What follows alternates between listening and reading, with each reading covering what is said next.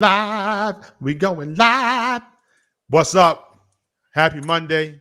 I know we normally come on Wednesdays, but it is Monday night. It is 7:45 on the East Coast. Something like 4 and some change on the West Coast because I can't count. So that's 7, 6, 5, 4. Yeah, so it's like 4:45 on the West Coast. Welcome to another episode of the Deacon Board Podcast. So listen, tonight we're going to talk about a bunch of things, but really we're going to focus on the holiday season, as we like to call it, the Bourbon and Blouses season. So we're going to talk about, office politics, holiday parties, restaurants, Christmas kickbacks, all that stuff we like to do during the holidays.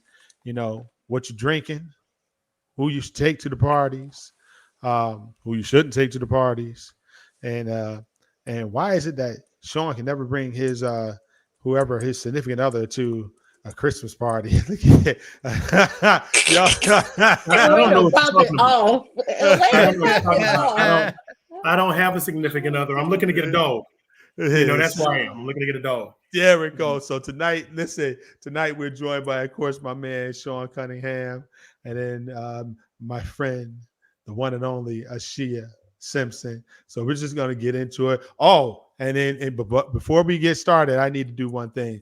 So, and we've all seen this. So listen, I'm telling you right now, if you haven't seen the show Harlem yet, just log off for the next 5 minutes, because we're going to talk about it real quick.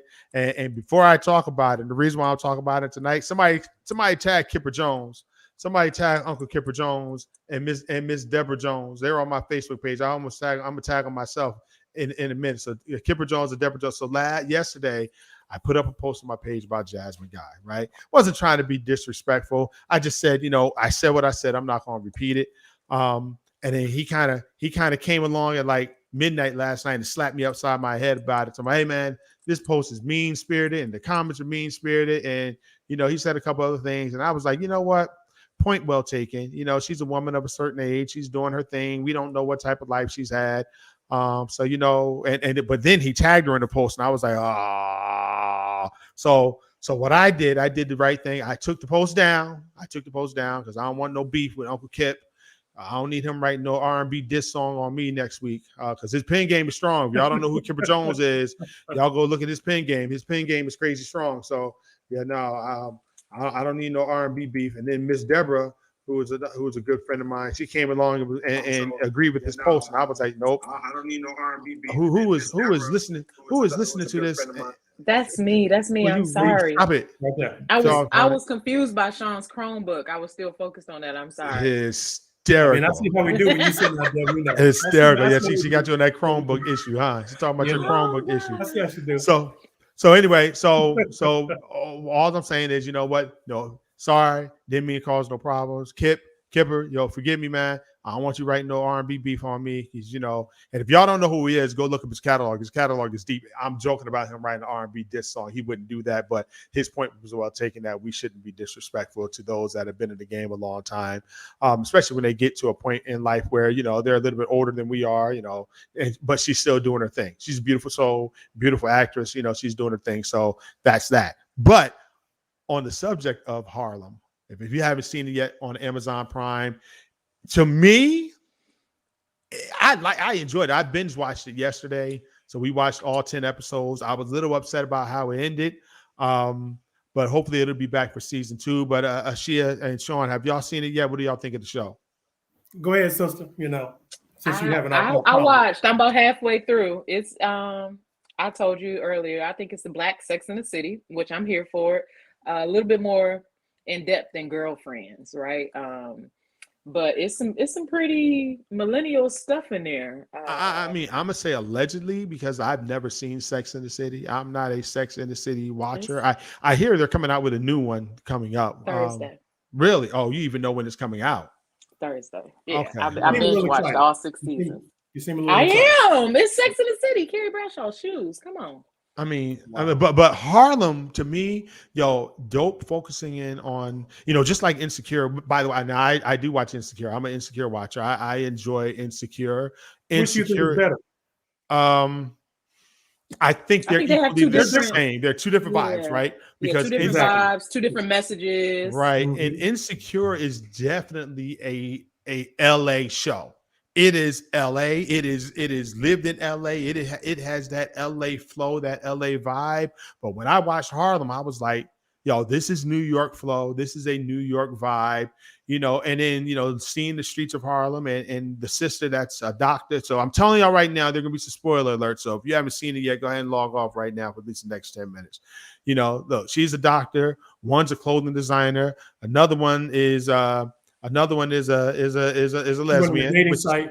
Who's queer, but she has a dating site, which is dope for queer people, which I think is a idea. I don't even know if there is one. I know Shia and Sean are both on Black People Meet and whatever the other one in Plenty of Fish. I know they both up there. So eHarmony.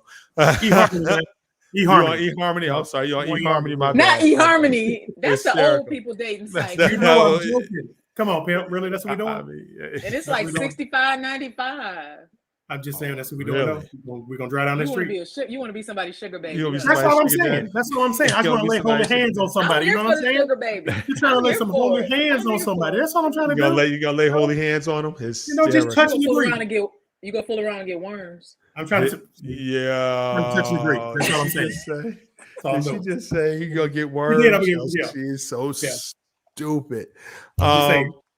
So and then the other one is of course a New York singer, artist, and that whole backstory is very interesting also. So as you get later into the series, you will see, the backstories of all these people. But I think the show is dope. Go out and watch it. I think tell the truth. Good. She's the broke friend. She is the broke friend. And, we all have that broke artist friend. We all have that broke artist friend. She's the broke friend. And it's the broke friend that whenever you tell them the truth, they get offended. Like, oh my God. You don't want to you need to stop rapping. You need to stop rapping. You 45. Exactly. It's that friend. It's that friend that like, okay, how long are you going to be on my couch? But then, if I say something about it, then, you get an attitude. Right. And that's exactly who she is. And the friend that's a freeloader, like, yo, she was a freaking freeloader. Every job is beneath her, and again, I'm only on episode 3, but it's like you're getting opportunities, but that job is beneath you. And it's always funny to me, and Dante, you and I have seen this so many times in finance. It's always amazing to me how people say, I don't want to take that job, but you have no job. You have no sense of income. And we was raised always, you take a job till you get the job you want. And then you elevate $10 jobs make a $20 hour job. Exactly. So you just keep elevating yourself. Yeah. Wait a second. Say that. Wait. Hold on a second. Say that again so the people can say that louder. 2 $10 an hour jobs make a $20 an hour job. You better figure it out. Figure it out. Figure it out. Because your bills don't stop and adulting don't stop. No. Sometimes I wish adulting would stop, from a bill standpoint. It's like, the more money you make, the more money you spend. Bills you gotta give out. And every 2 seconds, see, now Dante got the new house, but I'm always walking around here like, I want to redo my kitchen. I want to redo my bathroom. Mr. Hardwoods all over the place with the 6-person island. I'm out there roasting turkeys and frying turkeys. You see how that says allegedly? The island's so big, he roasting turkeys on the island. He ain't got to put them in the oven. His island heats up. Stuff, that actually be a dope idea if I could have the island heat up, but it doesn't. It doesn't. Right there. See, right there. That's when money just be talking money. Right there. Yeah. You know what I wish. This contractor in the morning. You know what I wish I would have put in. You know what I wish I would have put in the floors here, especially in the mornings when it's cold. To conduct the heated floors. I wish I would have put the heated floors in. I don't know if I can't remember if I did or not. It was so long ago because it took damn near. It's been a year. It was a year for them to build the house. Allegedly. So I'm gonna tell you though, from a Harlem perspective, though, when I was looking at this show, first of all, I thought it was different, but I thought it was better than Girlfriends. I thought that the new deadbeat friend was an elevation from the sister who was on Girlfriends. I thought these sisters were a little bit more developed right off of the start. They had a little bit more texture to them. Like, it's totally not a Tyler Perry sisters. It's not some nonsense where these people have no depth. It's actually something that's stronger, something that has some character. And then you can see the character developing coming in. And I think putting a veteran like Whoopi Goldberg on there as well grounds you, but brings in some other viewers as well. So did you just throw Tyler under the bus? So say that again. Yeah, I did. Did you just throw Tyler? You did. Okay, I just want to make sure I heard you throw Tyler under the bus. Because his gay character is completely stereotypical. It is completely the quintessential flamboyant gay guy who is all about sleeping around. This sister is at least about her business. Yeah, she may be, you know, I'm going to be on the grind and talk about this girl. I'm going to meet this girl. I'm going to meet Yeah, this yeah, first. You yeah. know, think No, about it. it She got was. this interview with Forbes, and she's hyped about that. Yeah, Go ahead, Dante. I'm sorry. she also had the interview. Well, yeah, no, go ahead. Now, my sister Yeah, made a comment. exactly. Run I the want to world. say that. I'm trying to Now, do spoilers. now, run the world on. I think that's on either on Stars or it's on Stars. It was very similar to. It was very similar to Harlem. I thought it was very similar to Harlem. So if you get a chance to check that out also. But I think Run the World and Harlem are running neck and neck. Run the World was a little bit weird too. Yeah. Same angle, same. Now Run the World is on Stars. Same angle though. You had two professors on Run the World. I think they're professors out of college. They never named the college, but in Harlem, she's a professor, adjunct professor at Columbia. Kind of interesting story arcs. How they come together. So anyway, so yeah, that's that. Lakers are still getting their asses kicked every other night. I'm tired of talking about them. I'm like, I'm The Lakers are you newfound know, Cowboys. listen, cut that out. First of all, you ever compare us to the Cowboys, all right? Y'all are newfound But, Cowboys. But You know you know it's bad off when the Cowboys is winning and you. But I mean, we're not. It's not Wow. like we're listen. But we could be the Panthers. Hey, player! I didn't even say nothing. We could be. And you just throwing boulders. I didn't even say nothing. We could be the Panthers. So that's how I look that's at just it. disrespectful. I'm over here minding my own business and I'm taking It shots. is, but But at least the Panthers only have one All-Star on the team. The Lakers got 48 of them. And we have three. We have two and a possible. But you got future Hall of Famers sitting on your team. Yeah, but one is 39, the other one is 23 and can't stay out of street clothes. So, and by the way, the Clippers are just doing just as bad as the Lakers. And, Brooklyn is doing the Clippers have been perpetually bad. They had some seasons of goodness, but the Clippers always suck. They just had a little season. Yeah, and then they went back to normal. They did have a winning season. But the Lakers have always, exactly. And one thing, have always shout out to my man Bilal Child. Somebody tag him in on this. I whooped his ass yesterday in fantasy football. He tried to come for me this morning on Facebook, but I figure since he was being petty with his memes on Facebook this morning, I'll get him on the podcast this afternoon. So shout out to Bilal. I hope your boy does well tonight, and you have one last chance, but I don't think he's gonna put up a dag on 25 to beat me. So take that, as Puffy would say. Speaking of Puffy, I read that Stevie J decided to file for a spousal support from Faith. I mean, I ain't nothing left to say about that. So I'm gonna leave that alone. That's just I don't know. Whatever she did, back up. Whatever, yeah. Whatever. You can't throw that out there and then just run away from that. Whatever she did, he's pissed off. So it is what it is. What she do?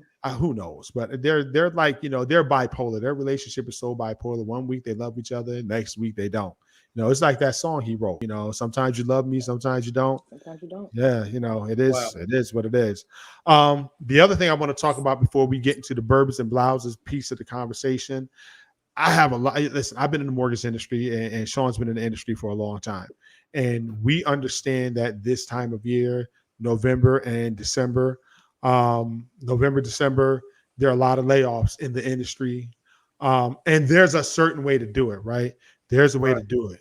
But this dude right here, I'm gonna share this. I'm gonna let everybody watch it, and then we'll talk about it after we watch it because I think it's crazy. So let me go ahead and share this real quick.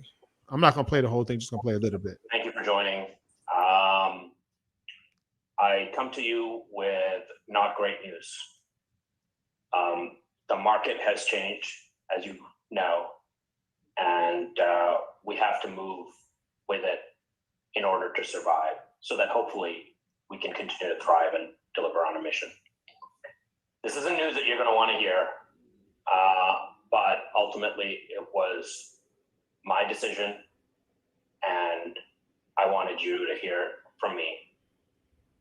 It's been a really, really challenging decision to make. This is the second time in my career I'm doing this, and I do not want to do this. The last time I did it, I cried. This time I hope to be stronger. But we are laying off about 15% of the company. You the gotta be market, kidding me. efficiency, and performances. So I'm gonna stop it right there. I'm gonna stop it right there. I'm gonna stop, and hopefully everyone was able to hear that as it was playing out there on the podcast. And I'm gonna leave it there. I'm not gonna even edit it out because this is important, right? I have been someone that was laid off from a company before, and they bring in the HR professionals to come in and to try to to alleviate some of the pain. And I understand we're in the middle of a pandemic, and you have people working remotely all over the place. But you don't put 900 people on a call and say, hey, I hate to do this, but if you're on this call, your job is being eliminated. There's a way to do things, especially during the holidays, coming up on the holidays. Yes, you gave them a month's severance. Yes, you gave them, their health insurance for, a month or two. But you're doing this right before the holidays. And I think it's cold. I understand it's the fourth quarter. Companies need to get their balance sheets right for the year so they don't go into the new year top heavy in management. But I just read an article today where his second in command raised his base salary from $150,000 a year to $1 million. Who does that? You talk about you pissing away $200 million. You talk about you pissed away $200 million. On what? On what are you doing that you pissed away $200 million in a quarter? Again, I've been in this business a long time, and I've seen lots of companies come and I've seen lots of companies go. But if you're doing it the right way, you wouldn't need, if you're hiring the right way, if you're not hiring people off the block and giving who aren't experienced and giving them these high salaries, you wouldn't be pissing away $100 million, $200 million in a quarter. But I remember when Better.com ramped up about a year and a half ago. Mm-hmm. And they were paying ridiculous salaries to people who had no industry experience. None. You paying underwriters who've never underwritten a file in their day $95,000, $100,000. Meanwhile, you have people that have been in the business 20 years, 25 years. They can't get in the door making that type of salary. You won't let them in because you think they want too much, or you think they want more than they deserve, or you think they're too difficult. You have people in management who have no business managing people because they've never been in this business before, but because they're in the hang around club, because they've been around people, they know other managers, they get the jobs without experience. Something has to be done. There has to be a better way. We lost 200 people in Charlotte? Correct. Correct. We lost 200 people in Charlotte. And you know what's bad about it? First of all, Dante's right. It's bad for him. Now, yes, you want to hear it from the top what the issue is. There's a much better way to do it. That was totally insensitive. And so you said you cried last time, but this time you're hoping you'd be stronger. So basically you don't want to care this time. You don't even care. You know what? Because that's what I took from that. He was like, I'm not going to. I don't care. I'm not going to cry about y'all. I'm just I'm going to be stronger this time, because I don't care about you little people. And there's ways to do that, and it's also, like you said, it's around the holidays. Yeah, you gave a month's severance package, but you're right. You didn't structure everything up, burning through capital. So now you got to let everybody off. And you made this decision ahead of time. But my question would be, well, what kind of dividends are you paying? What are you paying your executives right now? How much money have you scaled back? Because if you are continuously paying your executives more money, but you got rid of the rank and file, then don't tell me it's market driven. Don't tell me it's inflation driven, because it's not. And we know, we're still in the industry. We know right off, there's still a crazy market where everybody's still buying. The housing market still has inventory out there. Most of your other finance companies aren't laying off. Wells Fargo did lay off some people, but most of them aren't still laying off at this time. They're still pitting. I was talking to a dude Friday. He's still doing $30,000 a month in loans as far as his take-home pay. He's still doing that. My real estate agents still closing deals. I was looking at 5 of my real estate agents this week still closing deals. So the business is still out there. You're actually just making sure that you kill the bottom line, make sure your stock price goes up, and make sure that you're paying some dividends, and make sure you're paying your executives. It ain't got nothing to do with the market. Right, because they haven't even gone public yet. And here's the thing. You're right, Danielle. How to frame the message is very important. And that message was framed horribly. It was horrible how he framed that to those people on a Zoom call. And then on productivity, well, they weren't. You're just realizing they weren't productive now? Exactly. Now? At the end of the quarter, at the end of the year. At the end of the year, at the end of your fiscal year. You're just realizing that now. You're just realizing that 2 days after you received $750 million from one of your investors. See, it doesn't. And Dante, we both know this is a monthly business. You have Correct. monthly production goals. You have quarterly production goals. You're always readjusting. You're always looking, okay, I need these people to make this amount of money. You're either looking at basis points, you're looking at units, or you're looking at volume, one or the other. And you have monthly goals. So like Sister Simpson just said, so you didn't find it out to the end of the month, to the end of the year that they weren't meeting their production goals. You knew that 6 months ago. You knew that 3 months ago. You knew what goals were being met and who weren't in it. You get rid of the weak people who aren't meeting their goals, but you reward those who are there who are doing their production. You obviously just don't have the infrastructure put in the right way, and you don't have the payment schedules the right way. You don't have salaries the right way. So you're just looking at a way to cut that because you did just get an influx of cash. So don't act like you broke. Right. And to your point, Danielle, the reduction in workforce is inevitable, but should they do it fourth quarter or first quarter of 2022? To be honest with you, I think it is, from a business standpoint, I understand why they do it in the fourth quarter. Right. I mean, listen, in 2007, when I was part of a mass layoff in 2007. They did mine the Monday after Thanksgiving. So in between, and it was not only me, but it was an entire department. But back then, there was a lot of mess going on in the mortgage industry, right? It was, actually, it was December was crazy. It was December of 2006 when all those layoffs happened. But they did it right. And I think it's insensitive for companies to lay people off right at the holidays. Do it the first quarter next year. Yeah, it might be too late for your 20, whatever, your books for last year. But we understand that this is when they scale back. We understand that's when they have to do it because they need to go into the fiscal year with their balance sheets, pretty much. But if he's did it before, he knows what it takes to do it again. He knew he didn't do that right at all. Right. He knew he was insensitive. And in the words of whoever Shaquita was that said, "You gotta be kidding me." Listen, but then there's a second piece to this. Evidently, he went on a blog right after he did it and put the blame on the employees. These people were stealing from us. These people were stealing from you. They weren't working their hours. They would clock in and only work they would clock in for 8 hours, but only work 2 hours. But my question is, you should have fired them a long time ago. This just happened last week. And you don't got no controls in place for that? Correct. That's a management problem. That's still on you. That's management. That's still on you. That ain't an employee. Yeah. If you that's never more than 5% to actually generally between 3% of the workforce is doing that. And like Dante said, when you find somebody who's doing that, you fire that person. You don't take that on the entire on everybody else. It wasn't all 900 people. And it's interesting. And it's interesting that he let go his entire DEI department. Oh, for real? Yeah, the entire DEI department. Gone. That I didn't know. I read that today in the Washington Times. Someone sent me the article in the Washington Times where, that's how I knew that they were talking about him on the blog.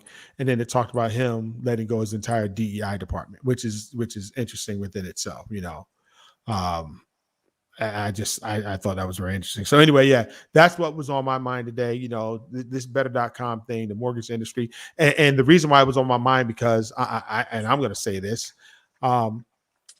a lot of African American, a lot of Black and brown people make up the mortgage industry. We've been holding up the mortgage industry forever. I don't care what anyone says, and I'm not being racist. I'm just telling the truth. Is that at least I can say that 60% of the people that I know work in the mortgage industry or that I've been around. There are times where you have full companies that your Black people are your underwriters, they're your processors, they're your closers. Mm-hmm. And most companies, we dominate the mortgage industry. And so when I see this happening, I see it happening to us. I see it happening a lot to us. Now, it's not always Black and brown people because it's hard for us to get in now. Now with some of these newer companies paying these higher salaries, it's harder for us to get in unless people. So anyway, so that's why I'm passionate about this, because I don't want to see us get done dirty. And to me, there's a way to do things, and that just was not the way. Right. That just wasn't the way, as far as I'm concerned. And you can say what you want to say about Dante. You can say, You can say, you know, what you want to say about the company. I said the company name. It is what it is. You know, if it gets my podcast canceled or I can't upload it because I said the company name and said what I said about him, I don't care. He can't beat me. So I'm not worried about him. Like, you can't beat me. And if you play too much, you don't want them calling me to come and check and see what y'all really doing. Check my resume, check my LinkedIn, partner. You don't want that smoke. All right. I'm telling you straight up, you don't want that smoke. So He does not want you to come and look at the Disclaimer. book. Yo, I'm telling you straight up. Look Listen. at the book. Some of my friends are on here. Some of my old employees are on here watching right now. They'll tell you, you don't want that smoke because they call me. He doesn't want you to come and look at the books. That is not a good look. They call me to come and look at what you're doing. I'm gonna catch you. I'm gonna catch you out there for real. That's all I'm saying. Play if you want to, and they're gonna pay me well to do it. Yes. It's just saying. I might be a whore, but I'm not a cheap whore. Wow. Really fantastic. All right, so That was too easy. You didn't take it. Man. No, I didn't. That's right up your alley. That was, that was my turn. You slipping. You slipping. You're slipping. You missed it. You missed it. That was too easy. You missed that. You missed it. Yeah, I might be a lone whore, but I'm not a cheap lone whore. I'm gonna get you. I'm gonna get you. All right. Bourbons and blouses. So we're gonna talk about it's the holiday season, man. We're gonna keep it light. We kept it heavy for about 30 minutes, but now it's time to keep it light. Listen, we had some guest episodes come on tonight, and they got they had a conflict.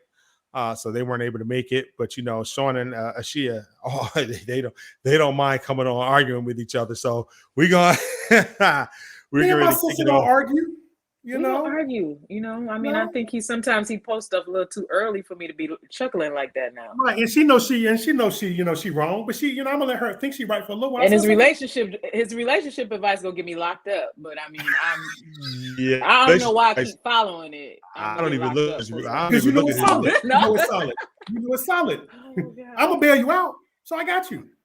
I don't even look at that joker's relationship advice. I'm like, yeah, no, I don't want to have nothing to do with that. But so check it out. Now we frequent the same restaurant in Charlotte, and I'm not going to even name the restaurant, but depending on the night that you go, you can see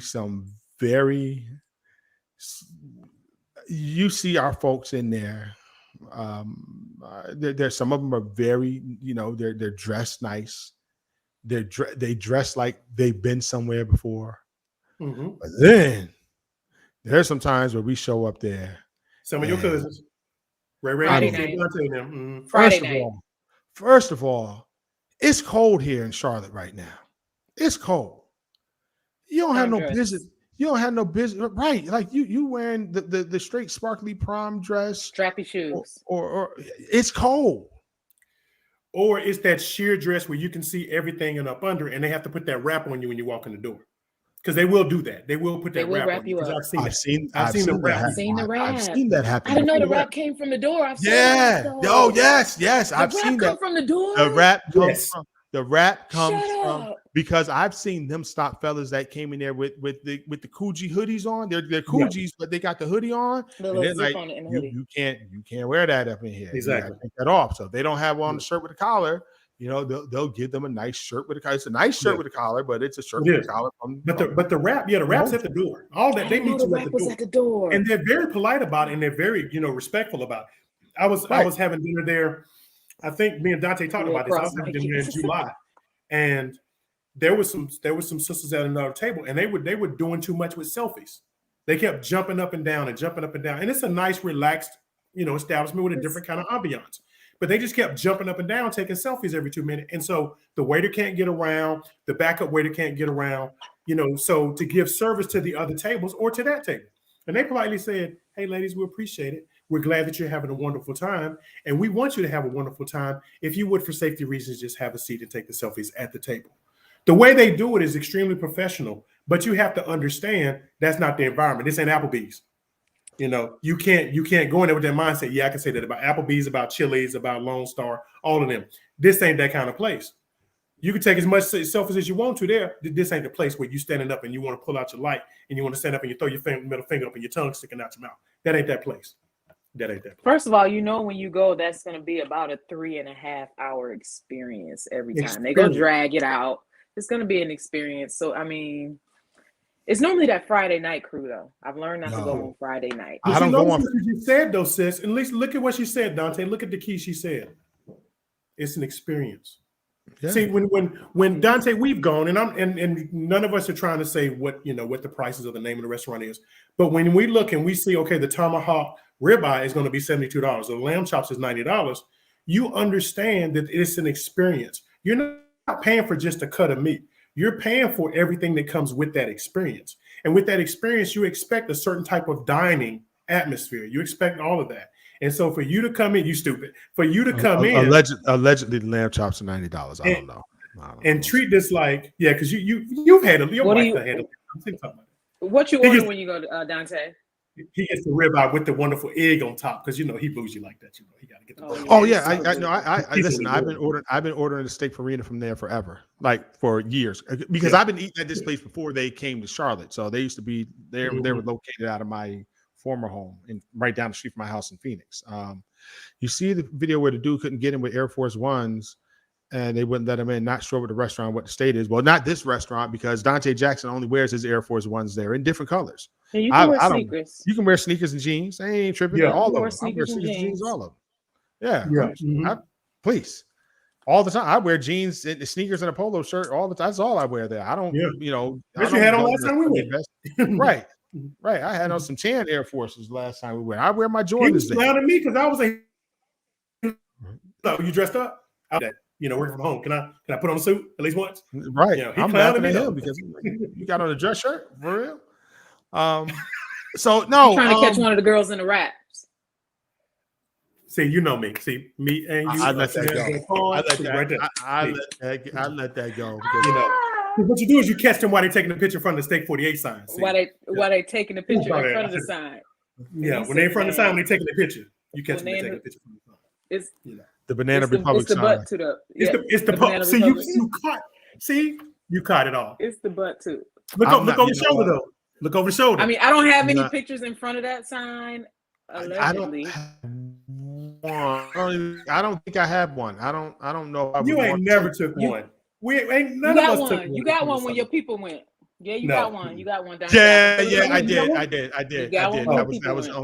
That was the only time, and that was because it was so. I've never seen you take one. So what was? Listen, anytime you have a table with 11 black men in one spot, everybody's trying to figure out who are they. Who are they? Like what are y'all? All y'all in one spot like that? You're not a football player. The last time I was there, time before last, I was there with our friend, our mutual friend from ALCC, and so one of the hostess came over. Dude. One of the hostess came. Yeah, you were there for your birthday, so that was the night we saw you there for your birthday, and so you witnessed this. The hostess was like, the guy asked for Dante Jackson. So she brings him over to my table and he's like, that's not him. And she was like, that's the only Dante Jackson I have in this restaurant tonight. And that's the only Dante Jackson that I know that comes to this restaurant. But he was talking about the Panthers player who was sitting at someone else. Who I met him that night too. But at that moment, I realized I might be coming here a little bit too much. Too much. It's funny. He does, because it's funny. I rolled in one time. This was right before my birthday. I rolled in one time. And Dante and I had just been there a while ago. So I roll in and I say, yeah, I'm looking for the Dante Jackson party. The woman says, you're not Mr. Jackson. You're Mr. Cunningham. We know Mr. Jackson. I was like, oh, I said, but I'm dining with Mr. Jackson. Okay, because we want to. And then Dante walks in the door. Yeah, that's Mr. Jackson. That's Mr. Jackson. You're Mr. Cunningham. I was like, really? So Dante's like that? Yeah, y'all doing too much. Yeah, he's doing too much. But you know what? But you know what? I can say that about this place. I can say it about Mastro's when we go out of town somewhere. Yes. I can say it about Yardbird when we go out of town. We go to Yardbird. I can even say it about Lolo's in Phoenix or in Vegas.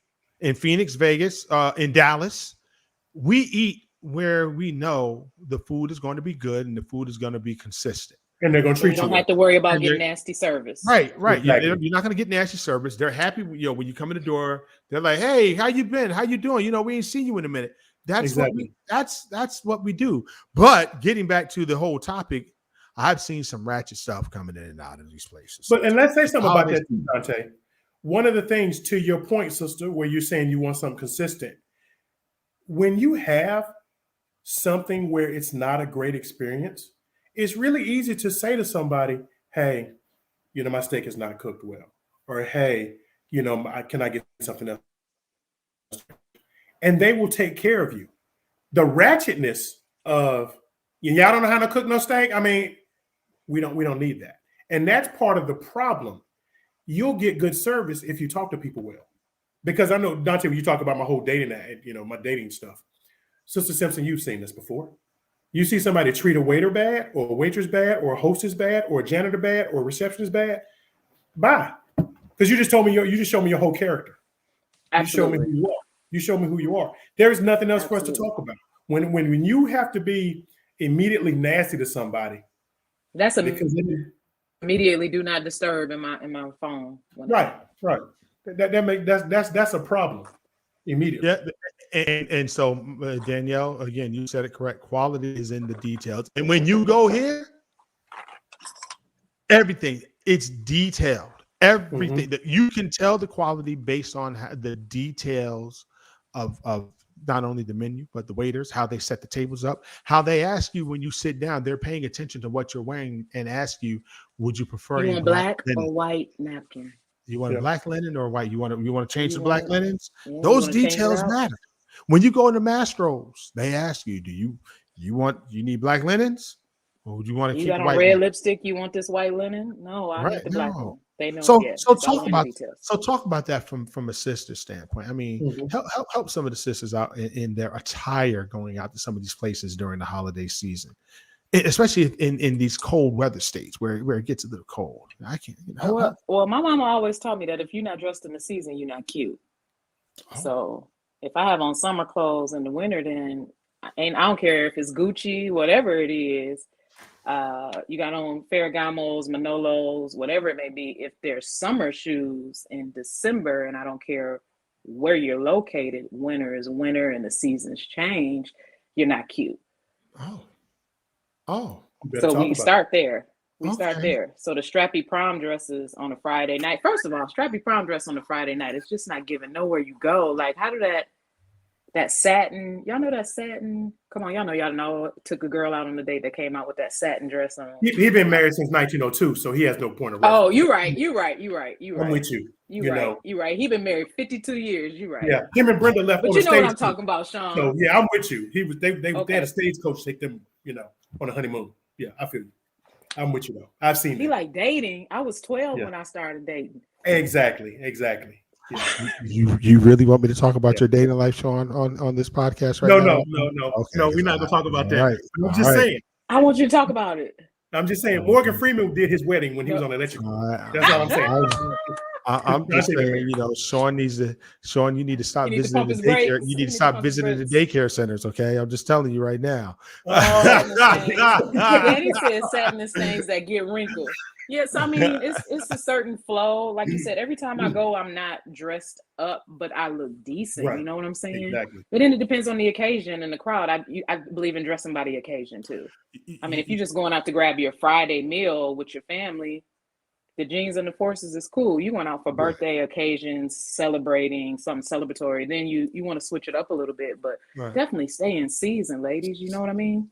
And fellas, you also. I mean, it's cool to dress up, when you want to. For me, I don't like putting on a suit anyway. I hate them, But a nice pair of You got some nice suits though. I do. You got some nice suits. I do. That's the thing. When you know how to put on one, when you need to put on one, you know how to put on one. And it goes back to what you said about dressing for the occasion. I've seen Dante in probably 50 different types of settings. When Dante's in business mode, his whole mindset is different from an attire standpoint and from, Dante, this is the best way you can say it. Dante can go from a room with the governor to a dude who plays in the NBA to a dude who's on the streets. And I've seen Dante when he's in a board meeting with everybody at Bank of America, or when he's in a board meeting with 3 guys in the General Assembly. Dante has on a tight suit that's tailor-made with the cufflinks, with the sharp tie. When he wears a tie, because Dante hates wearing ties. But when he's in business mode, he's in business-minded mode. But that tells Dante is my WBF, my wealthy black friend. So Mine too. But he understands, I'll take that. how to read I'll the take room that. too. He knows where to go and how to read the room. And It's- some of the people, sometimes it's you need to learn to read the room before you get there. And that's what you're talking about, the occasion. You learn how to read the Right. room before you get there. But that too goes back to your upbringing and all of that, because Mhm. if your parents never, if that's all they did, if the hype was 2 for $20 at Applebee's, then Then that's what they did. And we're that's not what, down on yeah. nobody. And I'm By not the way, we're knocking not it, but if down- Oh, that's no, what certainly if not. that was what your Certainly not. hype was, You know what? Yeah. Matter of fact, let's even change Applebee's. Listen, let's just talk. I haven't been in this restaurant in a while, and normally when we're on the road, we go here Winter also. white. Winter white is good after Labor Day, I guess. I don't know. I don't Winter wear white. I don't wear white anyway. You're walking around with white on, all white on, like you're going to a puffy party. So we go to the Cheesecake Factory a lot while we're on the road. Yeah. Because and as much as I hate the menu at the Cheesecake Factory, because it's horrible. It's way too much stuff on it. But I mean, it's consistent food. But even going to the Cheesecake Factory, we see people dressing up at the Cheesecake Factory, like, but for some people, it is a fancy night out. For some, you know what? And let me say this. Here's a disclaimer real quick. And not even a disclaimer. It's the truth. I thank God for the provision. Yes. Absolutely. Yeah, I thank God for the experiences, but doggone it. Cut it out. Some of y'all just be wearing the worst stuff. They killing the experience. Y'all killing Killing the it. experience. Let's talk about something you kind of brought up before we started the podcast. A lot of times where people go wrong is not understanding that a work Christmas party is still work. Don't get fired for something you did at a work Christmas party because you took your work hat off. Oh my God. Listen, it is the holiday How many season. times we let's seen that, talk about family? that. Oh my God. How many times we seen that, family? Listen, we hear about the stories of holiday parties, especially in the mortgage industry, where the old dolls in the mortgage industry will tell you they're full of alcoholics and adulterers. That's what the old dolls would tell you. Like they tell you when you first came in the industry, my mentor was like, don't get caught up in no nonsense, because it is full of alcoholics and adulterers. You don't drink, good. You don't do this, good. Stay away from all that nonsense, because a lot of stuff happens at the holiday, the office holiday party, that will cause problem the day after. Govern yourself accordingly at these Christmas holidays. And they ain't as drunk as they like my grandma used to say, they ain't as drunk as they make 10. Correct. Exactly. And here's the thing you understand too. You as a person of color can't get away with stuff other folk can. No, you cannot. So don't think just because you see this person, because that's one of the things. Dante and I, we understand. We talked about this before. I've been in finance since '96, and the first time I went to an office function, there was alcohol all over the place, and I was like, "This is work." But it was the quarterly party to say, "Hey, you guys did a great job. You met your metrics. You met your numbers. Your production was great. You brought in this amount of millions of dollars in revenue this quarter. Great." And there's alcohol everywhere. Now, I don't drink anyway, but I remember Hugh McCall, who was the CEO of Nations Bank at the time when I first started in finance, who's still here in Charlotte doing many things. Hugh McCall said, never let somebody take a picture of you with a drink in your hand, no matter what kind of drink it is. He said, and always talk to everybody in the room before you make your exit. Correct. He said, govern yourself like you at work, and this is just a work luncheon. Yep. He told me, and I still live by that. That's That was 24 years right there. That's some of the best advice that I've ever heard. Good advice. He was around. I used to, when I worked at Bank of America, he used to. You've been in a room with him several times. He used to walk through the buildings in the mornings. Like nobody would know. If you didn't know who he was, he would just seem like this nondescript person walking on the floor. But you would see him just coming through, just checking things out. Like it was just a normal thing to do. Stops at every table too, doesn't he? Yeah, he does. He stops at every table, greets everybody. And if you tell him something, he remembers it. But that's the thing. You introduce yourself to everybody and you say hello to everybody at a Christmas party. Right. And then you always dip before it gets too late. Yeah, you always leave before trouble starts. You always leave before, because we know that alcohol and certain people don't mix. Yeah. If you want to see, listen, that movie Office Christmas Party, it was real. on point. It's real. It was so It's very real. real. It was, because I've seen it happen before where, the Christmas parties are out of control. I'm like, yo, I need And to then get out the more they drink, the more the lip is gonna get a little thick, and then Right. you And put then they yourself in a start compromised correct. situation where you like, you pushing it. Yeah, You yeah. don't want to go there. No. You don't want to go there with the office Christmas parties. And then, well, who do you take to your office Christmas party? I take my wife because I'm married, but you two are single. Who are you taking to the Christmas party, Ashia? You notice I blanked out the name, so who are you taking to the Christmas party, Ashia? Are you taking your sneaky link? Wow. You don't have no I'm fade to black. froze. You don't have no. I'm You froze. froze. Hysterical. I just started sweating. That was on point. No, that was dope. That was funny. That was on point. Well, the good thing is I've been working from home before working from home was a thing. All right. So Yeah. I've been working from home before, years before almost 10 years before the pandemic. So holiday Christmas parties are almost not a thing. Drug dealing been good to you. Okay. You ain't I ain't no killer, but don't push me. All right. But yeah, you got to be careful because the work husband and the work wife is real.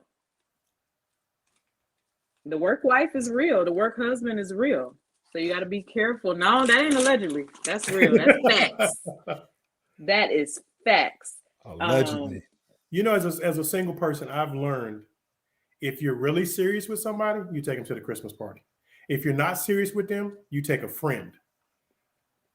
You just take a good friend if you take anybody. And that way you got somebody as a buffer if you need them to escape all the foolishness. And if there's somebody you want to have a conversation with who is a friend of a friend, you keep it moving with. You can do that, yeah. So you know how to balance both of them. So but I've learned also I show up on time or early so I can leave early. So you can leave. Right. Yep, right. That's it. Right. You don't come in late because you make an entrance and people see you. You come in early before anybody's drinking, and or anybody's really drinking, and you have those conversations you need to have. Tom, you did a really good job on your numbers this week. Sean, I really like the way you did this. That way you can make all your networking and find out who the big bosses are, who you don't normally see, the person who can put your name in a room that you're not in, the person who can put you in a position that you're not in. So you go in early and you talk to those people. Right. Before they turn red. You ask about their kids. So when you see them again in the break room or in the cafeteria, or when you're going away for a retreat, or when you go to another division and you run into them, hey Tom, it's good to see you. How is your wife and how is your daughter? I remember you said she was playing softball. That's the stuff that gets you promoted. It's the stuff that helps you. Your production can be great, but there's somebody else's production is great. But you remember who that person was. That's that networking that you do at the Christmas party. And then you don't drink anything. I've learned the fine art of you don't drink anything. You find some water, some sweet tea. Ain't nothing better than a water bottle and let everybody see you in a water bottle. Because if you got anything in a glass, they automatically assume you're drinking alcohol. But you get a water bottle, you good. Right. There's no assumptions about you. It's just my rule of thumb: stay for an hour and a half, and dip. Well, Danny, I agree with that. She don't stay anywhere for longer than an hour and a half anyway. I agree with Danny.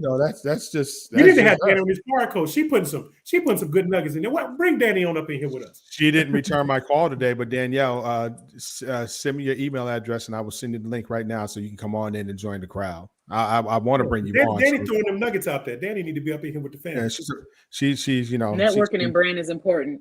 It is, and a lot way of it far more away from work. Or not, away from the actual table, the way you're doing it, with people looking at you. Because they've noticed your numbers. Now they want to know who you are. Right. They want the faces. They want to put the face with the email. Dante, you remember a couple years ago, there was somebody we used to work with. And he was in a higher position. And the CEO said, yeah, he's in this position, but I can't send him to go talk to a city official. I can't send him to go talk to a governor. I can't send him to go talk to the head of another nonprofit. That's what they're looking for you from when you go to a Christmas party. That's what they're looking at when you go to that function after work. They're going to see where they can send you to represent the company. Can I put you on this work trip? And you're not embarrass me. Who got sweet tea to Christmas party? Yeah. I mean, but we see that a lot. We see that now. Shit, there's some CEOs you really can't have talk to Right. anyone. But and that CEO is smart enough to send you places that he know he can't go or she can't go. Right. So they what's the Steve Jobs model? You hire people that are smarter than you and let them do their job. That's his motto. And sometimes you have representatives you send out to do things. Right. Sometimes my skill set's going to work. Sometimes it's not. Sometimes Sister Simpson's skill set's going to work. Sometimes it's not. Sometimes Mr. Jackson's skill set's going to work. Sometimes it's not. Sometimes it doesn't. But a good boss finds a way who to have, or a good supervisor knows which person I can send in this environment for their skill set to make sure we maximize their potential. So now at these Christmas parties, because it's the holiday time, what are you drinking? Are you drinking the eggnog and you pray that it's not spiked with anything crazy? Are you putting bourbon in your eggnog? Because brown liquor bourbon, the Southern Comfort eggnog. Wow. That's a lot. That's a damn lot of calories for a cup of that, by the way. Here I am looking at that. Here you go with the calories. I know. Yeah, that is a lot of calories. Yeah, see, you just saw that also. That's for a half a cup. Keep on pushing with the podcast. I mean, you're not about to just about to kill the vibe. He's just throwing darts out there. Yo, I might have to go and ride my bike for 45 damn minutes to kill what I just drank. But you do 30 miles a day, so yeah, you do 56 miles a day. No, I don't. I wish. So what are you drinking? No, I don't drink alcohol. I don't partake. That's just me. Not you for any at reason. The work parties, or or period. Let's say you're doing a kickback. I say no alcohol at the work parties, definitely. Yeah, I agree with that. No, Adrian, you can make open bar. Stop. Hold on, Sean. Hold on a second. No, you can make that eggnog pound cake because it's going to get cooked off. So cut No. You said that's calories. That's calories. I'll ride my bike for some cake. Andy Mae. Cutting calories. All right, ride the bike for some cake, Andy Mae. Let's be consistent here. Well, I mean, I am going to be consistent since she was just here last weekend and she had all these pound cakes here. Oh, I'm sorry, I forgot to call you to tell you to come over and get some. My bad. Yeah, you was out there cooking lamb and my bad. My fault. Putting whole kids on the grill. So at the Christmas parties, no alcohol, but at your own kickback, private Christmas parties, what's your drink of choice at the private Christmas party that you have with your friends? If you were throwing a party, what would be your holiday drink of choice? I like to party. I mean, I like to. We know you like to party. We know you like to party. We like to party. I like to host gatherings, and I believe in catering to everybody. Oh, yeah. Okay. I believe in catering to everybody. I believe in catering all the way up to my bougie uncle who's the CEO, all the way down to my uncle who just say, "Where is the Parmesan? I don't want none of that." 46. I don't want none of that. Ace of Spade. Where is the Mad Dog 2020? Or where's the Parmesan? So I believe that you, especially during the holidays, you want everybody to be happy. You want everybody to be comfortable in their surroundings. So while we get started on tonight, we have my cousin. She's more like my sister. I mean, but we talk almost daily. And I did call you today, by the way. I didn't get any calls today. I'm sorry. Allegedly. Check your. Ain't no telling what. Because now we can't. Again, this is just like when I have Hassel. By the way, shout out to James Hassel, my co-host. He's off tonight. He's celebrating his anniversary. Plus, he didn't want to be on. Brother Hassel, much respect. He didn't want. He was like, I'm not coming on no show where you talk about bourbons and blouses because he got a membership he got to worry about. So anyway, my cousin Danielle. Oh, why did your last name? Because I almost called your last name Kirby out loud. I'm sorry. I am so sorry. I am. It's still my name. Yeah, right. It's still her name. So she is an HR professional with the company to remain nameless. Oh, we love to have her in. She is the HR, the HNIC of HR at this company. So she's Aura. Okay, yes, she's Aura. She's Aura. She's also What do you say on Lean on Me? I'm the HNIC. Don't you ever forget. You're the HR. Now let's go eat. I didn't send you my resume. I'm just asking for a friend. So let's talk about the first thing that we talked about. This person this better.com situation. What's your take on that from an HR perspective? I mean, do you think there was an easier way to handle that, especially in this remote environment? Because a lot of people are working remotely now.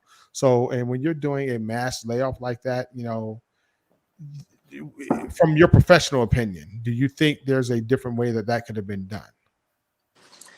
The messaging could have been better. Okay. Starting off the conversation with, if you're on this call, you're unlucky because you're losing your job. That was the wrong way to present it. It could have been smoothed over a little better just by explaining the why behind the business decision. Right.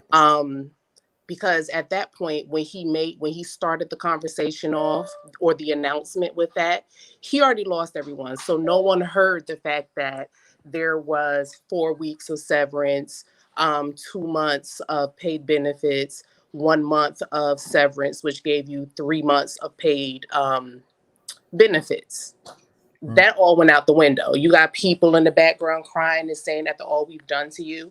Business is business, unfortunately. It's par for the course. Fourth quarter holiday is very tacky. Good night. I've done reductions in workforce all the time, and we've made it our business not to lay people off during the holidays. Okay, see, and that goes back to your question, Dante. Action. Do you do it fourth quarter, or first quarter? Either do it right at the beginning of fourth quarter, or it happens right after first quarter. Yeah. Reason why we don't terminate people. Right during the holidays. Right around the holidays. In my previous role, I gave the directive between Thanksgiving and New Year's, unless it is something egregious where it affects the clients, where it affects, falsification, anything egregious, I will sign off on the termination. Otherwise, don't you put a corrective action on my desk. Because we don't want to be held accountable for what happens when a person goes home, when they're laid off, when they're Right. Or and actually, that's wise. But that's one of the reasons why a lot of companies don't lay people off on Fridays either. They don't fire people on Fridays because of that weekend situation. You don't want them, being home on a weekend with that hanging over their head. Absolutely. I mean, there's never a good time for it, but it's all about bottom line. Everyone's trying to balance that balance sheet. He could have done. I agree with that. I agree with that 100%. All right, so now to the office parties. Now take off and your she HR network and branding in there, so I wanted her to see if she'll expand on that, if you don't mind. Yeah, go ahead. Your brand is very important. We talk about brand all the time. It's who you are, it's how you're representing yourself. People know you. We say it all the time. The first impression is the lasting impression. It is all about your brand. When people start tarnishing their brand, it's hard to bounce back from it. So when you are going to events, when you are looking to advance your career, the saying is true. You get to where you are because of who you know and not what you know. Right. If I have someone who's an asshole but can perform and do the job, I am having conversations with leaders about why they're hiring the person who's the least skilled, because they were able to present themselves as hardworking. They get along with people. They're not demeaning folks. They're not being jerks. They're putting themselves in front of other people, networking and having those conversations to build their skills and upskill, etc. If you don't know how to move in a room with other people and have those conversations, and you're a jerk, you're not going to get anywhere. So when you're at these holiday parties, the leaders are sitting around looking and watching everyone to see who's going to cut up in that. Everything. And I think a lot of times people think when you start saying brand that they think you got to have a business to be a brand. No, your brand is America. And then when you're ready to step away from corporate America and you're ready to open your business, when I stepped away, a lot of my clients came from inside the workforce. A lot of my clients knew my skills and abilities. So my brand was built at my desk. Right. It started there. My character spoke for itself. So when I went out and opened my business, then I was a person of trust, a person of respect, of integrity. And then I didn't have to worry about building a brand because I just opened a business. It starts from that first day on the that for 1 second too. But it also said a little about how you treat people in the service industry, when you're at the fine dining restaurant or even at Chili's, if you're being a butthole to the greeter, to the janitor, etc., people are looking at that. They don't want you a part of the team if your attitude does not gel with the dynamics of that team. So that's part of your brand. People watch you from the first minute you pick up the phone, you walk through the door, you're having a conversation. They're looking to see who you are and learn more about you. You know, it's funny too, she brought up that all of, so many of her clients in the beginning came from her workforce. You always see those memes out where people say, it's funny how, when you start a business, everybody supports you but your family. Everybody supports you but your friends. Well, first of all, if you had a business and only your friends and family supported you, you're gonna go out of business. You're going business quick. You're going out of business quick. But the second thing and more important about that is, often your family know you and they know not to do business with you. Often your friends and they know your attitude. They know your integrity. They know how you through. Operate. They know you laying at home in bed and they people always say it's so sad that your family don't support you. You don't return calls. I've been trying to do business with you. You haven't returned my call. You haven't returned my email. You said you're going to have this for me on Friday. It is 3 Fridays past that. I still don't have it. You've started the job and haven't finished it. So the reason your family, your friends sometimes don't support you because you're trifling. Absolutely. Right. And that's your consistency. Correct. So now, my cousin is a partier. She likes going to events. She likes doing stuff. I'm a little social butterfly when I would like to be. Is that what you call it? A social butterfly? Okay. All right. I think you and Ashia would get along great, to be honest with you. We've met before. You forgot that. When did y'all meet? Mind your business. Oh, that's right. Never mind. I did forget that. I mean, you about to expose us on the podcast. He was about to put it all out there. I'm sorry, yo. All out there. That one time they was hanging out the window drunk. Listen, he was just about to blast. She had just got out of jail, and she was picked her up from the pen. I forgot. Come on. I forgot you used to thought down in those places. You know what I'm saying? I apologize. She is not cinnamon or mocha anymore. She stopped doing those things. That was too easy. That was too easy. Missing him today. Those easy ones today. Yeah, I don't know what's wrong with you. This is like the third time he's giving you an alley-oop and you haven't taken it. You know what? I haven't taken it. And I'm trying to be nice because her brother's in here, and I don't need him calling me talking about, man, why you do my sister? Why you do my sister like that? But if it was, I still ain't recovered from the last podcast. I still ain't recovered from the last podcast. Wait, no. Then it's like, why you do my sister like that? Well, since you did it, cash out me $8,000. I'm like, no, get out of here. Did you say Sean was an underwriter? Tell Sean to underwrite my whole church. No. So the holiday Christmas parties that I know you don't partake in, but an hour, you go in. Now, to be honest with you, if I had to go to a holiday Christmas party, it would be a 1 hour and I'm in and I'm out. I don't want to be bothered. Like I know, let me put this up here right now. Allegedly, the company that I work for had a holiday party last week, and I didn't go. They had a live holiday party last week, and I didn't go.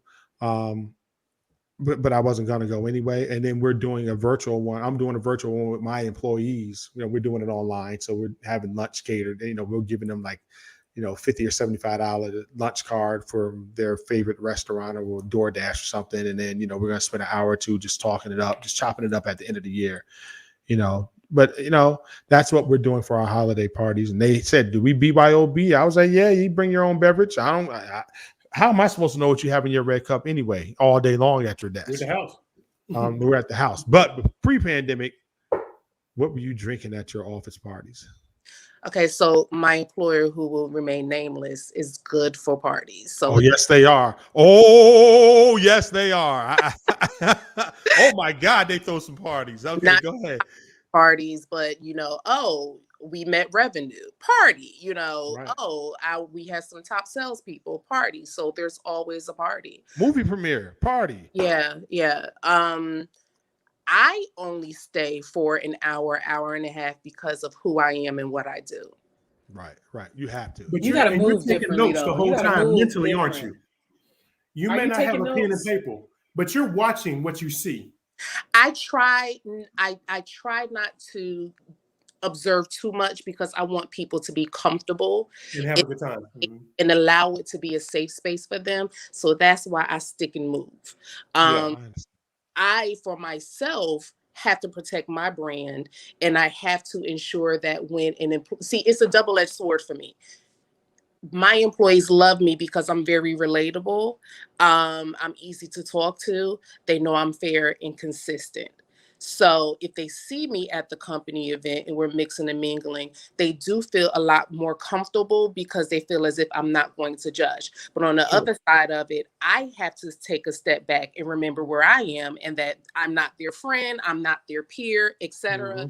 So I have to be very careful. I talk to the other leaders. You know, I may snack on a little something. If I have a drink, it's a glass of wine, and I did.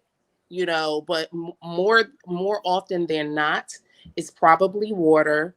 And because of the events, there's not a lot of bottled water. You know, because they're serving a lot of alcohol. Sure. But it's water or in a glass of wine. Couple of hors d'oeuvres. I have good conversation, and then I piece it out.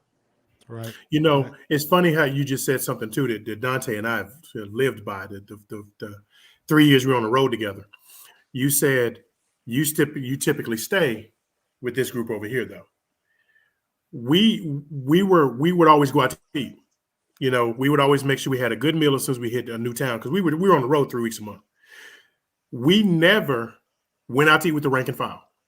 Never. It was me, Dante, and whatever other people who were at the same management level we were with, because you keep that professional decorum and you keep it separate. Hey, we good, but we're not eating with you. We appreciate you. We appreciate everything you're doing, but we're not eating with you. We're not going out with you after work. We're not going to the club with you. Hey, we don't care what you go do out. Be back at work at 7:30 in the morning like you're supposed to. But we kept it where everybody at our level and above, that's who we had dinner with. And, you know, because so many times people get in trouble. And when I used to travel to my offices, I would take either the entire staff out to eat or I went out by myself. Yeah. Because I'm not getting caught out with anything. Right. Yeah, that's the best. That's good right there. That's the best. That is the best policy. That's a good nugget. Listen, but even though we were on the road for so long, there are certain cities I hated going to. Like, I hated going to Vegas. We would get done in Vegas at 10 o'clock. We're dead bone tired. You've been in there working for, 12, 16 hours. We run to get something to eat. We're coming back in. Sean and I, we'll be coming back in at 11 o'clock. Coming in, like dead bone tired. And these fools coming out the elevator going to party. And they're like, oh, y'all not going out? I said, Nope. No, we're not going out. And y'all better make sure y'all back on point at 7:45 in the morning. Don't be late. They were never late. For the most part, they come in with sunglasses on, but they were never late. They come in not functioning the first half a day, but they were never late. But that's not good either. It's not good. To just to clarify, with our events, there's always going to be a mixed bag of employee levels going. Oh yeah. Unless I am at an all HR meeting and it's all HR, which they would still roll out the red carpet and they have all the drinks and all of that. Even with HR professionals, I still don't drink like that. I am, when I was traveling and I had a team of 13 under me, I paid for every meal. We went to lunch. When we would have meetings with my leaders, I was with like-minded individuals. They would drink. I still would not drink. When I was working in Maryland, I had a peer who got pissy drunk and was leaning and fawning all over the vice president of our division. We sorry, we missed. He didn't have a job by the time he got home. Yeah, we missed. Still had a job. Yeah. And and they just kind of laughed it off and joked about it 2 or 3 days and a month later. And she told me to promise to never allow her to drink. And I kept telling her, I kept telling you no. But what they did we were 2 Black women and it were 3 white men. And it was on the company. I'm the VP. Drink what you want, eat what you want. They were ordering the lobster, the steak, all of that stuff when we were in Maryland. And she got loose. Oh, yeah, it happens. It happens. It happens. You know, Listen, and you got to handle I've that. sent- You know, Sean will tell you this right that's now. what I was about to tell you about Vegas when you sent that dude home. Yeah, We were in Honolulu working. First of all, who's taking a group of 40 people to Honolulu to work? We going to Honolulu to work for a week. Well, I want to be on that. And it was the worst. It was probably the worst city we ever went to because first of all, Yeah. we had to be at work at 5 a.m. because all the support staff was back east. Back over it. So you talking about a 6-hour time difference. So 5 o'clock in the morning, you know, we were walking down to the convention center. But anyway, he came in and I'm like, who the hell is drinking on the floor? Like, who has something to drink on the floor? Did they not clean this place up? It was coming through his pores. Wow. It was coming through his pores. And I pulled him to the side. I was like, hey, man, you got to go. Go back to the hotel, sleep it off, shower up, get some Listerine, gargle 5-6 times until that smell is out of it. It was bad. It was coming through his pores. That's how bad it was. what was great about the situation though is, and this is credit I give to Dante because that's the tightrope. And he pulled the guy to the side and handled it well so that nobody else knew. Because, you know, sometimes people get in that power trip and they feel they have to embarrass everybody and make somebody an example in front of everybody else. And he knew, I knew, and then the manager for the West Coast knew, the regional for the West Coast, she knew. But we were the only three who knew. And the way he handled it, because, you know, we were all together when we smelled it. Dante was like, what is that? And then, you know, we figured out what it was. And he said, well, let me go take care of this. And he handled it so well that no other employee knew what was going on. And he left the man with his dignity. And one of the things you have to understand when you're in management or you're running your own company or whatever the case may be, there's a way to reprimand people and leave them with their dignity because that's how stuff blows up. Mm-hmm. That's what the problem is with the better.com dude. He didn't leave anybody with their dignity. His only lucky thing is they were all at home because they had been in a big conference room. That would have went bad. Mm-hmm. He wouldn't have did it like that though.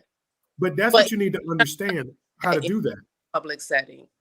He would not have done it like that in a public setting. Right. I don't know because reading some articles about him, he is brash like that, period. I mean, this is the same guy who called his employees dumb dolphins just a month ago. Dumb dolphins by either email or in a voice comment. Yeah. I mean, but you know, you can be a totally different beast virtual. We know some. I know some CEOs. I know some CEOs that would do that face to face. Now, you know, they do it to certain people face to face. Certain. They won't do it to me because you know. But he wouldn't do that in a room full of 900 people face to face. Yeah. So, but you know, even you as an HR professional, you know, every time that you've had to have those uncomfortable conversations, you've left people with their dignity. No matter what kind of, you know, situation you're doing, whether you're suspending somebody, whether you're doing a corrective action, or whether you're letting them go, there's a way to do it and leave somebody with their dignity, and they don't feel disrespected because people can go real left on you real quick. Oh, absolutely. It doesn't even matter about the dignity piece, you know, because some people are just jerks. I've had to have security just jerks, out, and you know, men try to beat me up because I had to, you know, told them I was terminating them or whatever. But that wouldn't have gone down well. Yeah, it would not. She would have taken them damn earrings and heels off. Like, give me 1 second. She would have did a Mr. Rogers. Let me grab my sneaker real quick. The funny is, men were more scared to have that conversation. So that's why I ended up in the room with a lot of other men, because the men managers are scared to have that tough conversation. So now I'm being cornered by a man. Mainly because as men, we understand what another man is going to go through, because we can only imagine what we would go through if it was us on the other side, losing our job, losing our provision, right? I don't like letting people go. I've never been that manager who gets joy in letting people go. That's just not my thing. Now, Sean, side of the street, though. Now, you know where I am. Now, Sean is the king of firing people. Sean will fire somebody at a heartbeat. He is Sean. Sean is the king. Let's correct the narrative on that. You know, people fire themselves. Nah, Sean's the king. Sean's the king. Sean is the king of firing people. But is she? I know you said, "Oh no, Sean," but here's the thing. But people fire themselves, and when I Exactly. coach my leaders, I do coach them to have dignity, because one of the things that I always say to them is, imagine if it were you sitting on the other side of the table. Yes. Number one, Yes. how would you want And see, someone to treat the patient? Danielle, I'm gonna tell you the truth. I detest laying somebody off. I hate it to my core, because you've done nothing wrong. Usually Yeah. it's numbers, production, market, whatever the case may be. I hate laying people off. That gets me to my soul, because you've done nothing wrong, and you're losing your job through no fault of your actions. But to fire somebody, right? That's what they say. That's how you frame it up. But finish. exactly. But to fire, but to fire somebody, I agree with you completely. You earn that, because for me to fire you, you work to get that. mm-hmm. And so, yeah, I'll put the ski mask on in a heartbeat, and I'll cut your head off with a smile and walk you out the door. Dante be like, "Who you fired this week?" I'd be like, "Oh, this person is fired." He'd be like, "Really?" I'd be like, and they know when I'm gonna fire somebody, because I would say, hey, "I'm on the way to Augusta," or "I'm on the way to Mississippi," and they'd be like, "Yeah, somebody about to be gone."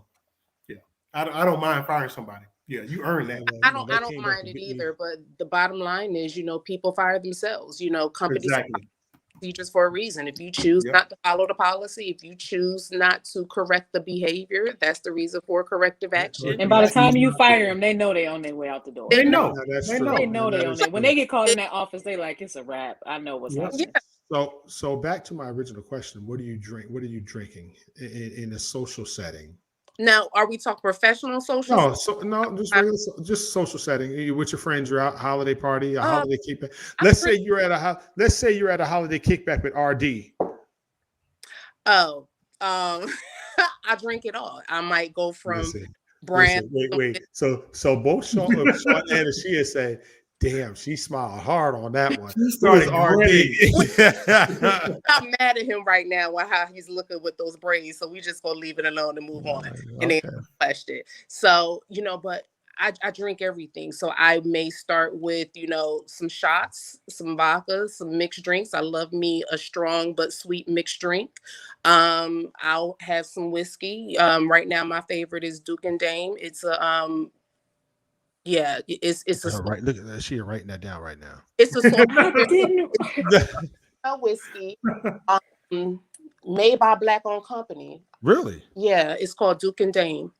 Wait a second. I think he was on the. I think he was in the show Harlem. I think he was walking down the street, brother. Let me not say. I'm not sure, but I found them this past May. They did a whiskey tasting where we were in really, really good. So, I have my Duke and Dame, I drink my wine, but I am an HBC graduate. Yeah. So you can put it down. You know how to drink. Well, what school is that, sis? What school? Your school? University, Durham, North Carolina, founded in 1910 by James E. Shepard. You see the shirt that Joker got on. It's a little faded out because he graduated years ago, but graduated in 1907. Throw that shirt away and go buy you a new shirt. That's really what we do. You need a new Central shirt. You got to pull that shirt out from when you was a sophomore. Sean. So Dante gave you 3 shots. I'm sorry.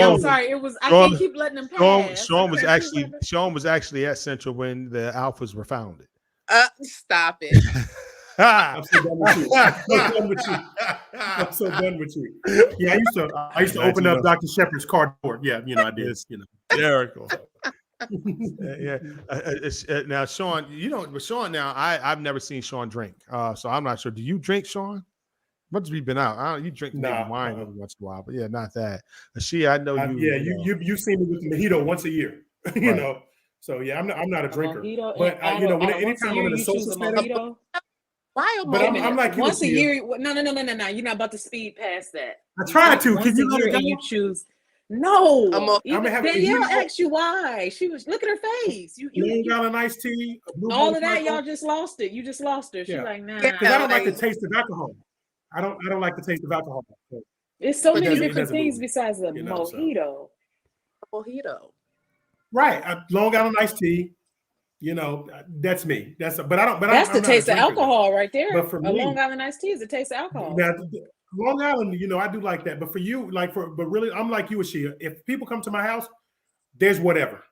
because I want people to be comfortable. I don't have a problem. And my thing is, you can leave your keys here. I got a guest room. I got a man cave. You can stay here, because I'm not letting you go out and be a fool.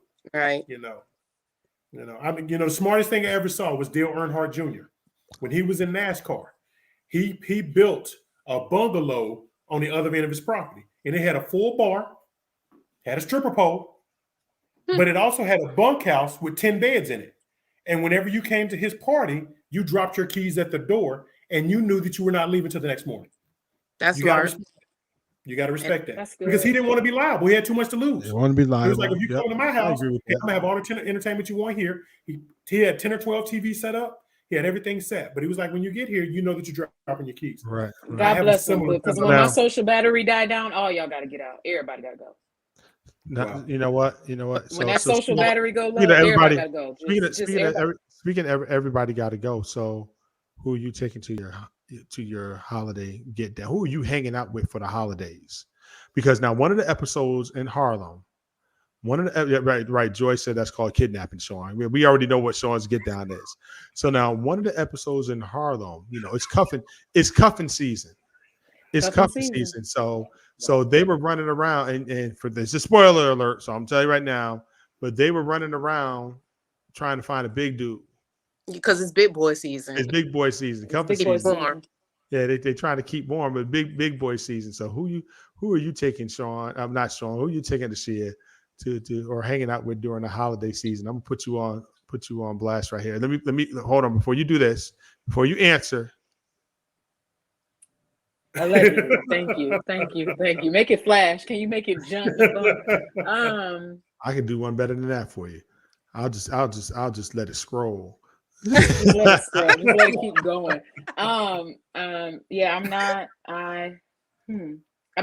not taking nobody to the holiday Plead season. the fifth. Yes, I it's don't know who plead on the this. fifth. Yeah, I don't know who on this here live. I'm not taking nobody to the holidays. I love everybody. That's right. I gotta go. And we don't know who's supposed to be Sean, on the I gotta Monday. go church with them. Yeah, I love everybody. Exactly. Love everybody. There you go. And Yeah, I I'm ain't with you. taking nobody. But cuffing season. You taking the is real. Lord. You taking the Lord. Take it. I'm happy with Jesus and Jesus alone. Exactly. 1-800 sneaky link. 1-800 sneaky link. I can't live it down. I can't live that podcast down. Hold on. No, but for But real, cuffing they season, were though, 'cause you cuffing was- big boys, but Don't try to freeze out now, Negro. I mean, I ain't freezing. I'm freezing out. Yeah, don't try to freeze up now. Yes, all you right. put all your power into that monitor No, that you ain't actually got no Wi-Fi. See them 200 megabytes are talking to you now. I see how we do. You got an ant on a treadmill on your Wi-Fi. No. I said me and they was cuffing big boys in the Harlem Yes, they were. episode. Yeah, they was looking for the big boy. We can't do nothing but go get a 2-piece and a biscuit from Popeyes. That's it. Wow. We don't. I mean, y'all had y'all preference. We don't and broke up. we done broke up. Sorry. We was doing so well. I mean, We don't broke up again. Ain't nothing we can do. We break up every time though, so it's we kind of used to it. I mean, we on a track. Cuzzo, who you taking? I know it ain't no preacher. Yeah, we definitely ain't taking them. Lord. Because they already laying hands on everybody but who they're supposed And everybody to be. budget. Woo! Both You of spoke you to my just spirit, Danielle. You spoke to my it's spirit. the No, that's not two-edged allegedly. Take sword. that I down. mean, they said the word is a two-edged sword, and y'all both pulled it Take out. that You down. both pulled it Take all that the down. way That ain't allegedly. That's facts. Wow. That's facts. They better take their work wife, the secretary, to the work party. You know, the preacher's work wife be the secretary. Yeah, most definitely.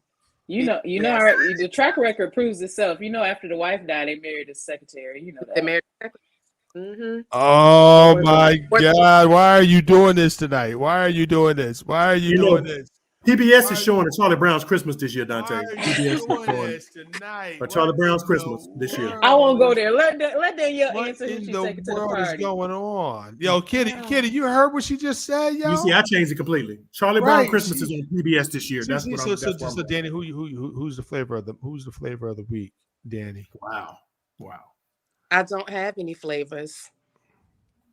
It will be me, myself, and I. I'm the only flavor that's needed. And just FYI, sneaky links don't go outside. They You stay don't go in the outside house. with the sneaky link. They stay in the house. It's the sneaky But link. not to a holiday, nothing. You know, hold on, They don't Dante. even know the I'm holiday. an old married man. So first of all, I just found out what a sneaky link was about. Hold on. When were Don't you you guys put that on? on me. Don't Were you put that on Were me. you guys on the episode? Don't They you were on put the that on episode about a me. month ago, and she was like, "Yeah, the sneaky link." I was like, "Whoa, what are you talking about?" But you know, Dante, you need to have an episode on side chicks and side dudes, and why a side dude always plays this position and stay there, and a side chick don't know how to stay in the lane, and they want You to ain't know messing the with the right side chicks. You ain't messing with the right That's side what- chicks. You getting that's them what- girls. You that's getting them girls what I with heard. satin dresses on. That's what I That's heard. them satin Allegedly, dresses that got you confused. See, why we got back to the set? I like the strapless. Okay, I like that. Why we got to go back there? That's to the why wrong they don't know season, they wrong role. season. That's why That's why they don't know their role. That's why they don't know their role. Because First of all, a side chick, you don't take it. Hey, we're going to wrap up this episode. No, yeah, this gets me in trouble every time. Listen. It's I me have no hanging with clue. you. That's the You know what? problem. I'm gonna let you, Ashia, and Danielle come back, and you guys can have that conversation. I'm not going to be involved. I was joking. I'm not going to be no part of that. I was joking. I was kidding. Sean, who are you taking? Because you know, Sure, you could speak about the side chicks that did know their place at one point in time. Every man had one in their yesteryear that knew their That knew her long place. time ago. Yeah, Before I was you were married. married for 45 Before I years. was You don't married. count. I don't You count. can't say Hey. that. I can't say nothing. Oh no, he ceased it. Vio's Sean, con you had one that knew Vio's her con place. Dios. More than likely, you just didn't know your place, so she had to cut it off. I'm sorry. Let's go. Let's end this. Let's wrap it up. Let's wrap it up. Sean, she coming for you. Sean, you gonna let her come for you like it's that? over. No, it's over. I'm sorry. Listen, now I'm not gonna front. I'm sorry. Now, long time Let ago. me Watch this. Long Listen, time come to ago. me. Long time. But see, that's what we do. That's what we do. Sean's reformed now, and I know he's reformed because a long time ago we were out on the road and we were headed out to lunch, and this joker's phone rang, and we're going down the escalator, and I've never seen somebody literally cross over to the other escalator before he gets off. Like, yo, I'll catch y'all later, man. I got something to do. And the next time I saw this joker, he was in LA. He took a flight to LA to meet me in LA for the next city. And I was like, yo, I thought he missed his flight, man. That joker was sitting in baggage claim with his feet up like this. It's like, yo, what happened? Where's the allegedly sign? They ain't no allegedly sign on that Ain't no one. allegedly Ain't no sign. allegedly sign on that one, Joker. That really happened. That's why his face is bright red. He just started What rubbing his happened was- beard and everything. What happened is I am supposed to go and help set up ahead of time for the rest of the crew. I was getting a jump start on getting to the airport to get there ahead of time. That's all it was. I want to make sure I was What you being had to thorough. set up at the airport? What you had to set up at the airport? I was trying to get there. Make sure the equipment goes where it's supposed to go. okay. Come on, man. Got Work you. with me. Work I with got me. you. I'm here with you. Thank you. We back together. He We needed back together. rest. He needed You rest. see what the bottom of my screen says? That's right. We back together now. See, He that needed breakup was rest. temporary. The bottom Appreciate of my that. screen says, no, it's a bunch of lies.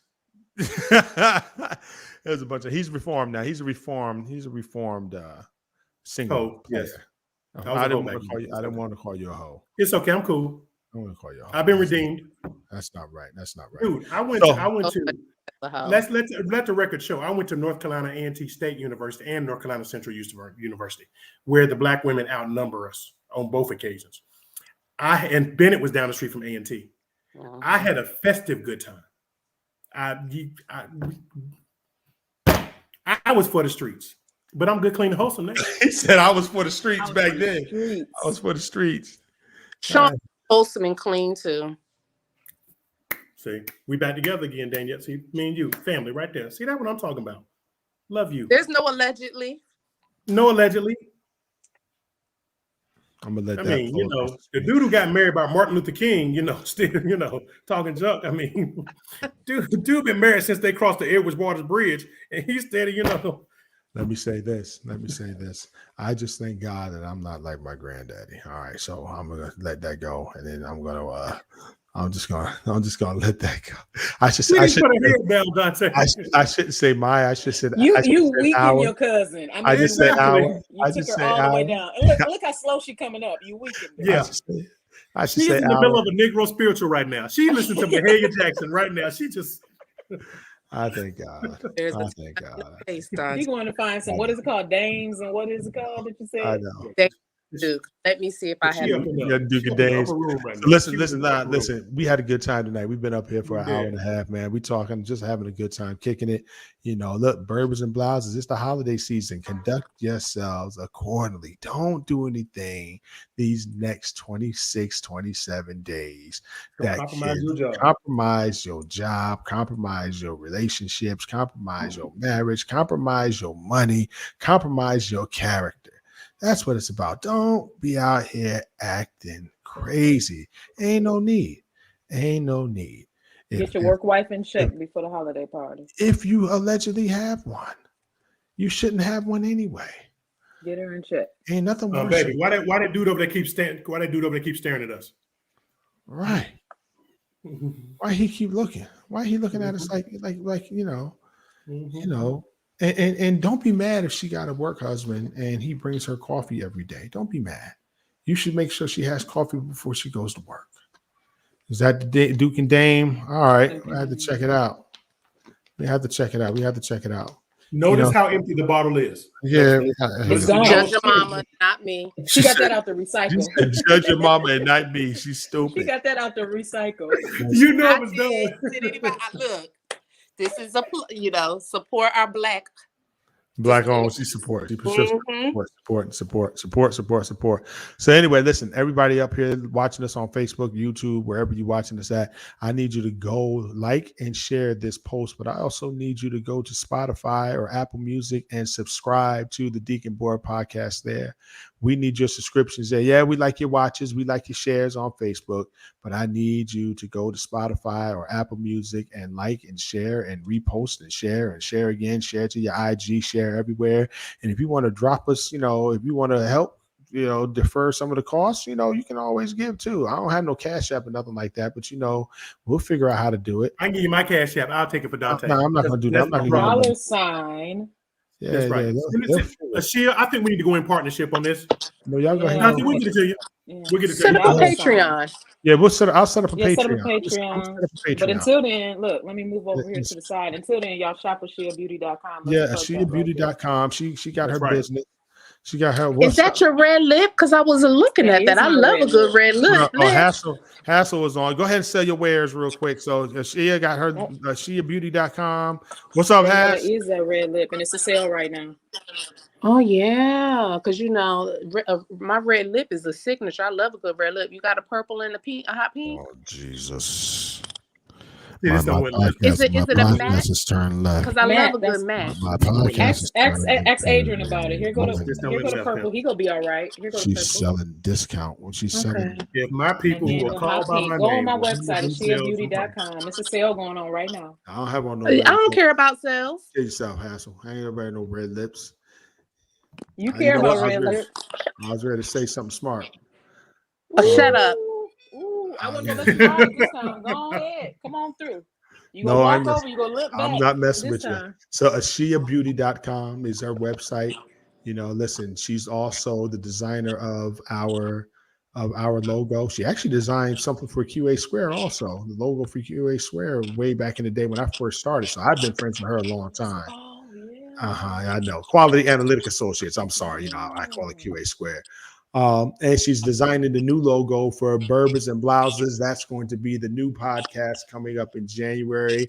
We have some dope hosts for that are coming on board. And she is going to be involved in that also. So we got some stuff coming on through us, but it's going to be its own separate podcast. And, they're just going to be giving practical information. We're going to talk about, the alcohols that we like, the cigars that we like. We're going to talk about, the clothing, the beauty, the restaurants, everything. We're going to talk about the travel. We're going to do that on Bourbon and Blouses because it's going to be dope. It's going to be a real adult conversation, real chill out. So that's going to be coming in the new year. We have one episode left of the Deacon Board podcast for this year. We're trying to put that together now, but we're going to have kind of a family reunion. We're going to have some of the brothers that have been up here right before the holidays, and probably in 2 weeks. We're going to have some other special guests coming on, some friends that we haven't talked to in a while, but I appreciate everybody's support, man. This is episode number 12. something that we just wanted to do, just conversations that we wanted to have with different people, the conversations that, we generally have every day, not only myself, Danielle, and Shia, but, Hassel and Richardson and the brothers from Psalms 100 and, Good news. Lorenzo and Wyatt and Kenny and everybody, man. We're just going to do it. We're just going to try to keep doing it for the new year. So everybody have a good night. Listen, don't do anything these next 30 days that's going to mess with your money. That's going to mess with your money. That's You've been real. cutting up all year. Go somewhere and lay low. Right. Lay low. Lay low. That's real. Lay low for the next 30 days. Go into the new year with great expectations of that new year, and don't do anything to mess yourself up right now. That's all I can say on that. All right. Amen. All right, y'all. This has been another episode. Y'all have a good night. Be well. All right. We'll talk to everybody later. Be well. Peace.